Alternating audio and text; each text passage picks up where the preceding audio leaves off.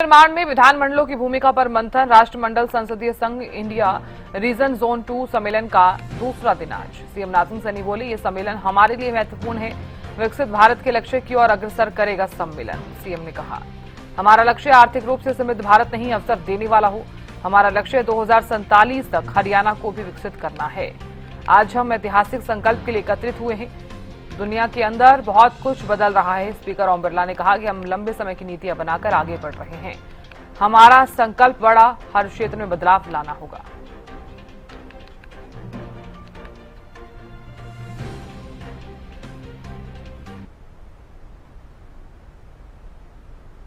ऐतिहासिक लक्ष्य और संकल्प के लिए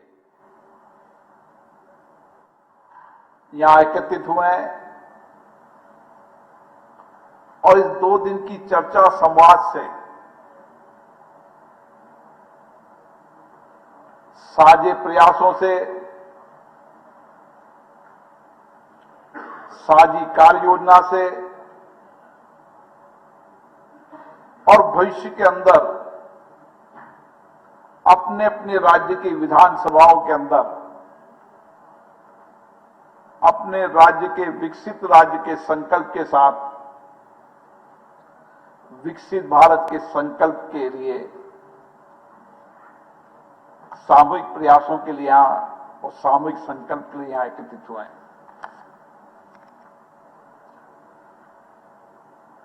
देश के अंदर लोकतांत्रिक संस्थाओं में हर संस्थाओं की महत्वपूर्ण भूमिका रहती है और भारत की लोकतांत्रिक व्यवस्थाएं, भारत का लोकतंत्र हमारी पुरातत्व रूप से जिसे कह सकते हैं कि आजादी के बाद का नहीं,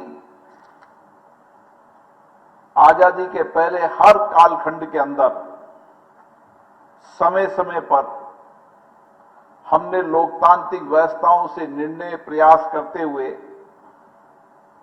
देश में सामाजिक आर्थिक परिवर्तन की दिशा तय की है।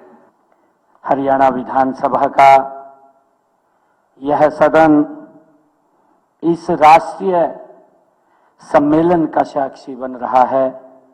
यह हमारे लिए बेहद गर्व का ये बात है। हरियाणा के लिए बड़े गर्व की बात है, लेकिन इससे भी बड़ी बात यह है कि यह सदन स्वयं एक जीती जागती विरासत भी है।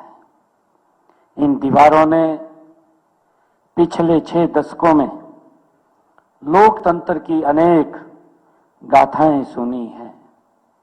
जन आकांक्षाओं को स्वर लेते देखा है, महत्वपूर्ण मुद्दों को आत्मसात किया है, अनेक ऐतिहासिक निर्णयों की ये साक्षी बनी है। जैसा बताया भी है कि 1966 में जब हरियाणा बना तब लोगों ने कहा छोटा राज्य है। ये चर्चा का विषय था, संसाधन कम है, इस प्रकार की चर्चा थी।